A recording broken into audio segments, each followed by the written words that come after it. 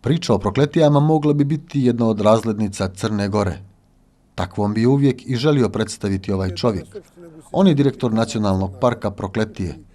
Rijetko je gdje ime nekog geografskog pojma toliko u suprotnosti sa onim što se može vidjeti na mjestu koje omeđava. Oko Skakavice ili Hridsko jezero, dobra i zla kolata, vrhovi od kojih zastaje dah s visine koji zaustavlja pogled. To bi bilo nešto što je Bog stvorio za ljude, a ljudi još uvijek nisu uništili. Još uvijek nisu stigli, možda zbog ovih visina i možda zbog svega ovoga što nije bilo tako lako dostupno, a bilo je manjih pokušaja divljih, bespravnih gradnji objekata, ali to je na svu sreću sačuvanje. Mogu slobodno da kažem da je sada već opština Gusinje, što se tiče planinarskih vrhova i tura, ne jedna nego bogatija nego sve opštine u Crnoj Gori. Skupa. No imaju Prokletije i svoju surovu stranu. Nepristupačne i opasne karanfilsko-bjeličke grebenove i vrhove, najvisočije u Crnoj Gori, koji zbog prokletstva imena, valjda, a što bi drugo, još ne postadoše upisani kao najvisočiji u knjigama što ih đaci uče. Tu je problem što Statistički zavod još nije registrovao dva najvisočija vrha od Maje Rosi, to su dvije kolate koje pripadaju našoj strani, tako da su to i dobra kolata, 2528 i 2534 metra nadmorske visine. Uz priču o vrhovima i projektima koje planira realizovati sa planom da donesu korist ovom ekonomski siromašnom kraju, siromašnom valjda zbog prokletstva imena Prokletija, jer šta bi drugo moglo biti, pokazuje nam direktor Nacionalnog parka mjesto po mjesto, šansu po šansu. Priča i o 40 krivičnih prijava koje je predao protiv ljudi koji bi da otimaju drva i divljač i zemljište i koje, nada se, treba da procesuiraju nadležni organi. Govori i o naučnim ekspedicijama koje su njegovi česti gosti i o projektu sagrađenih kontrolnih punktova važnih da se zaštiti naše nacionalno blago. Jedna od lijepih stvari u razvojnom smislu što se Nacionalnog parka Prokletije tiče jeste ovo mjesto gdje smo sada. To je bivša kasarna Rifat Burdžević-Tršo. Ovo je sada kontrolno naplatni punkt, jel da imate ih koliko? Da. Imamo, kad ste već počeli o karaulama, Nacionalni park Prokletije je dobio prostor 4 bivše vojne karaule. Nažalost, i u pokušaju ovoj vašoj emisiji da pričate o lijepim stvarima, odmah sa druge strane, kad ćemo sada provjerimo, vidimo ružnu stvar. Tako da u Crnoj Gori teško prolaze kvalitetni i dobri projekti. Što je ovdje ružno, pa ovo je prelijepo? Ovo je plod. Znači, Regionalna razvojna agencija za Bjelasicu, Komove i Prokletije je uz podršku austrijske vlade. Pa oni su imali osjećaj da nam doniraju ovaj objekat za svu ovu finu i lijepu funkciju koju ste vi naveli. Međutim, našim sugrađanima, to nisu naši sugrađani, to su lopovi, to je šumarska mafija, to je bagra, to su oni kojima nije mjesto među nama. Prvo što se postavio prije 2 mjeseca ovaj objekat i počeli nadzornici da rade svoj posao u granicama zakona, zakonito. Evo epilog njihovog revolta i njihovog obračuna sa onima koji štite zakon. Da, evo vidi se. Požar u 12:30, odnosno poslije pola noći, došao je da to zapali. Slučajni prolaznici su tu prošli, zvali vatrogasnu i spriječili da izgori čitav objekat do kraja. Prokletstvo imena Prokletija. Šta drugo može biti? Tek 2009. su Prokletije proglašene 5. nacionalnim parkom u Crnoj Gori. 17.000 hektara sa desetinama jezera i rijeka te stotinama najzdravijih izvora tu je u Plavu i Gusinju na granici s Albanijom. 2,5 godine se direktor, a zapravo jedini zaposleni u ovom nacionalnom parku, borio da utemelji funkcionalnu službu. Došao je tu i kao stručnjak i kao kadar Socijaldemokratske partije.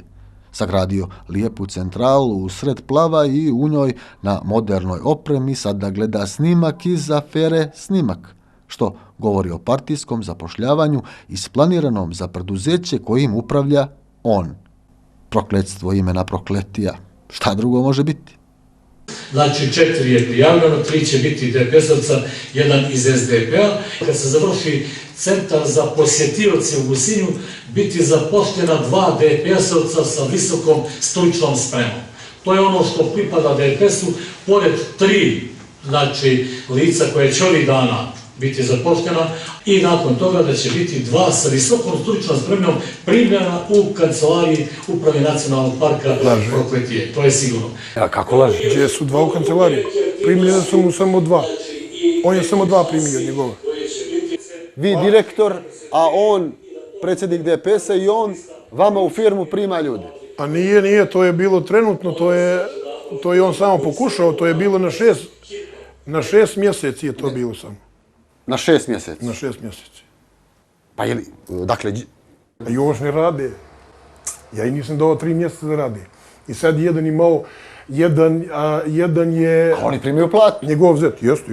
Pa primaju platu ispod Gorice? Jeste. Pošto je to centralizovano? Pa bilo je centralizovano, znači sukob je počeo kad je ovo u Podgoricu kad se treslo. Oni su htjeli da me na taj način nategnu, znaju moj temperament. Ja neću dati, ne dadu čekiće za mini hidrocentrale. Ja sam predstavnik javnog preduzeća, predstavnik te vlade. Pa za očekivati je da ja kao javni funkcioner, javni interes Crne Gore, sve javno, da budem ja uključen u svemu tome, da znam šta se radi u moj nacionalni park. Da se ne može raditi mimo mene. Ipak ih primio? Primio ih, tačno je da ih primio. Primio je, nije ih on primio. Primili su i u moje preduzeće. Uprava nacionalnih parkova? Uprava nacionalnih parkova. Da li pod njegovim pritiskom ili... Kad ste vi saznali da ste primili? Saznao sam, primio sam mail. Službeno sam dobio obaveštenje. Da ste primili ljude? Da su oni primili ljude da rade kod mene. I šta onda vi uradiste? Pa šta da uradim drugo, ja nisam mogao da prihvatim da oni rade na taj način kod mene. I nisam mogao nikako da se pomirim sa time. I radite šta? I oni nisu radili. Vi kažete da ne radite? Ja kažem vama hvala, možda ste vi zadovoljili zakonsku proceduru, ali dok se stvar ne dovede na čistac, dok ne izgladimo sve te odnose, ja se vama zahvaljujem, ne mogu da prihvatim da radite kod mene. I to još traje. Prokletstvo imena Prokletija, šta drugo može biti? Direktor koji je primio mail da je primio na posao prva 3 čovjeka u firmu kojom upravlja 3 godine, prima i prijetnje da će ostati bez posla ako se ne povinuje odluci odozgo.